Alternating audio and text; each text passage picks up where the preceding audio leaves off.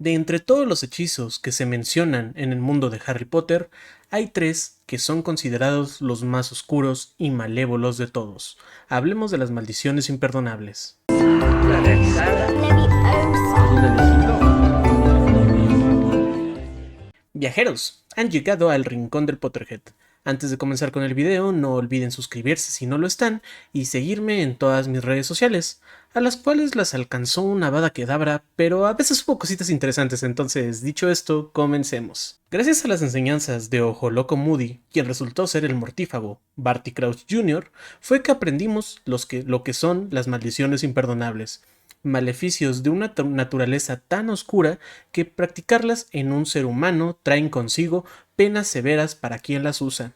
No se sabe quién las creó, pero sí que su origen se remonta a la Edad Media. El hecho de que estas maldiciones hayan sido creadas en esta etapa de la historia, la cual se caracterizó por la cacería y quema de brujas, nos parece indicar que es muy posible que hayan sido creadas como un método de defensa en contra de los moguls. Aunque esto no está confirmado, la verdad es una teoría que anda rondando por el fandom desde hace mucho tiempo. Si bien desde un principio estas maldiciones fueron consideradas malignas, solamente magos tenebrosos hacían uso de ellas y, por lo tanto, nunca fueron bien aceptadas en la sociedad mágica, su uso fue medianamente tolerado en el mundo mágico por varios siglos. Sin embargo, sería hasta 1717 que se clasificarían como imperdonables, es decir, que ser usadas en un ser humano traería consigo fuertes castigos hacia quien las ejecutara.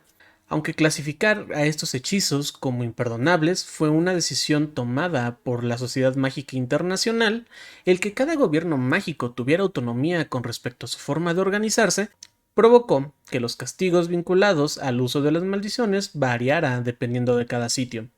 Ejemplos de esto hay varios. En Bulgaria y el norte de Europa, estas maldiciones y su ejecución son enseñadas a los alumnos del colegio de Dunstrang, lo que nos demuestra que las penas relacionadas con su uso no deben de ser bastante graves. Por su parte, en Reino Unido, usarlas en un ser humano trae consigo una condena de por vida en Azkaban. Cabe señalar que el carácter de imperdonable de estos hechizos ha sido revocado en varias ocasiones y a discreción de cada gobierno mágico. Durante la Guerra Mundial Mágica, es decir, entre 1930 y 1950 aproximadamente, su uso fue aprobado para que los aurores de prácticamente todas las naciones pudieran combatir de manera eficaz a los acólitos de Grindelwald. Asimismo, durante la Primera Guerra Mágica en Reino Unido, es decir, entre 1970 y 1990, Barty Crouch, quien entonces era el jefe del Departamento de Aplicación de la Ley Mágica y por lo tanto futuro ministro de magia, también autorizó a que los aurores pudieran utilizarla en contra de los mortífagos, una medida que, por cierto, le hizo perder popularidad y le costó el puesto de ministro. Por su parte, el ministro de magia, Faius Tignes, que estaba siendo controlado por Voldemort, declaró que el uso de las maldiciones imperdonables dejaba de estar prohibido. Y es más, estas empezaron a enseñarse en Hogwarts en la nueva materia de artes oscuras, y eran usadas como método de castigo contra los alumnos rebeldes.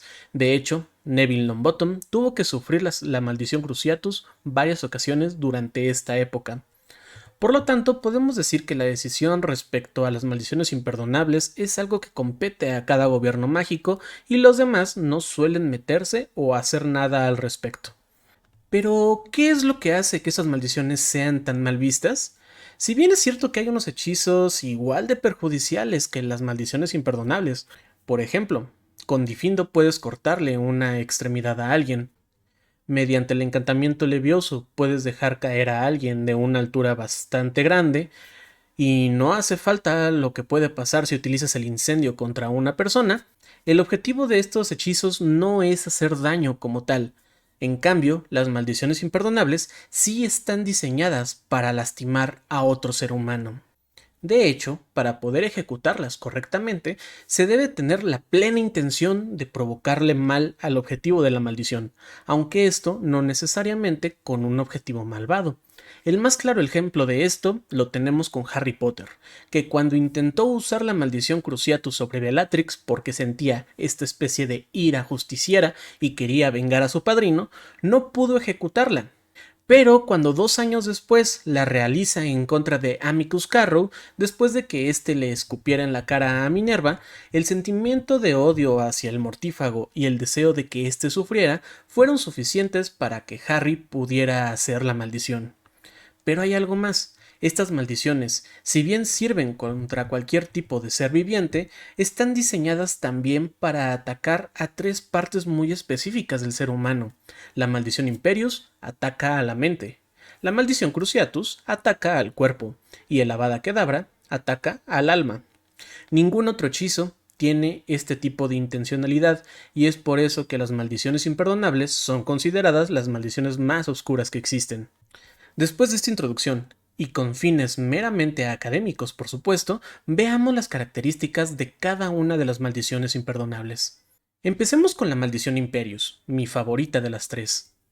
Su nombre proviene de la palabra en latín imperium, que significa gobierno o autoridad, y el conjuro que debe pronunciarse para ejecutarla es imperio, lo que se traduce como domino o yo domino. Como su nombre lo indica, esta maldición está diseñada para controlar a tu enemigo. Cuando alguien la ejecuta correctamente, obtiene el control absoluto de la voluntad de su víctima, provocando que quede totalmente a su merced. Puede ordenarle que baile, que cante, que brinque sobre un pie, pero también que se arroje por una ventana, que se ahogue o que mate a los que están a su alrededor. Cuando alguien cae bajo los efectos de la maldición Imperius, siente una especie de adormecimiento y percibe la realidad como si se tratara de un sueño. A su vez, una voz dentro de su cabeza le empieza a dar órdenes y él no tiene más remedio que acatar esas órdenes. A pesar de lo que vimos en la película y en Hogwarts Legacy, esta maldición no tiene efectos externos visibles, por lo que una persona puede estar bajo la influencia del imperio y la gente a su alrededor no notaría ninguna diferencia. Cuando Barty Crouch Sr. fue sometido por Voldemort, siguió trabajando sin ningún problema y nadie notó que estaba actuando de manera extraña.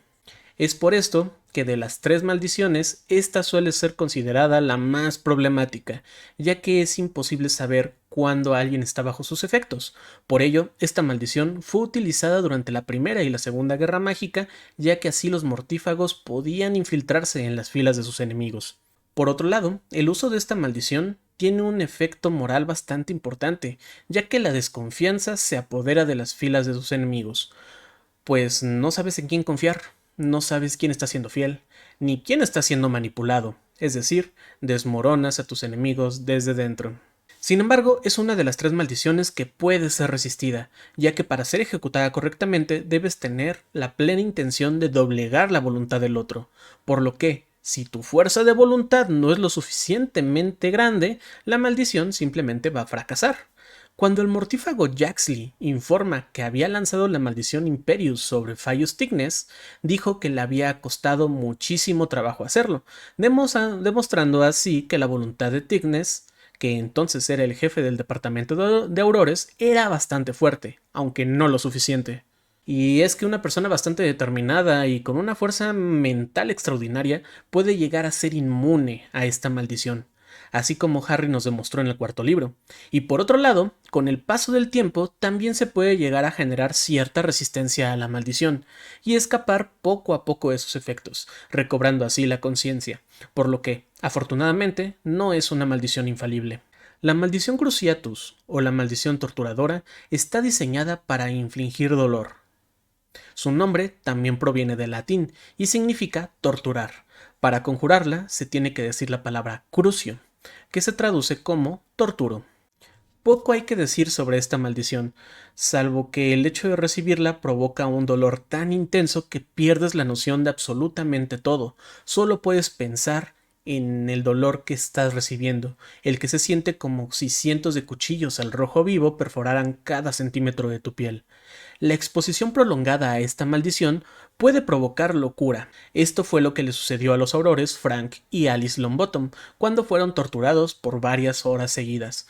Perdieron la noción de quiénes eran y no eran capaces ni siquiera de recordar a su propio hijo. Sí, siguieron con vida, pero ¿a qué costo? En verdad que hay cosas peores que la muerte, como ser expulsados.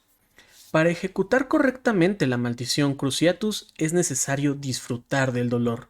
Como ya había mencionado, un sentimiento de ira no es suficiente para que la maldición funcione. Sí, logras infligir un poco del dolor en tu víctima, pero solo es necesario como para incomodarlo un poquito. Debes sentir placer con el dolor, disfrutarlo y querer que quien sufra lo haga de verdad, y esto te debe generar satisfacción. Solo así la maldición Cruciatus será efectiva. A diferencia de la maldición Imperius, esta no puede ser evitada por medios mágicos ni físicos, pero se requiere que la varita apunte en todo momento a la víctima, a la persona que está recibiendo la maldición. Por esto es que no es una maldición que sirva en combate, aunque no es que necesites torturar a alguien cuando estás en un duelo mágico. Por último, hablemos de la maldición asesina, Avada Kedavra. Etimológicamente, Avada Kedavra es una deformación de una palabra en arameo que significa deja que la cosa se destruya. Este hechizo era utilizado para curar enfermedades, pero JK le dio una reinterpretación para que la cosa que era destruida fuera una persona. Para ejecutar correctamente esta maldición se requiere tener un instinto asesino y tener el deseo de matar al objetivo del hechizo. Asimismo, se requiere de gran concentración y poder, por lo que solo magos sumamente talentosos y mortíferos pueden llevarla a cabo de manera muy eficaz. De hecho, en el caso de Voldemort, él era completamente capaz de lanzar la maldición de forma no verbal, pero al parecer le gustaba pronunciar el hechizo para generar un efecto psicológico en quienes presenciaran el acto de matar a alguien. En su duelo contra Dumbledore, le lanzó 3 Avada Kedavra de manera no verbal. Sabía que no debía jugar con Dumbledore. Por muchos años se teorizó que el movimiento de la varita que se requería para ejecutar esta maldición era en forma de rayo.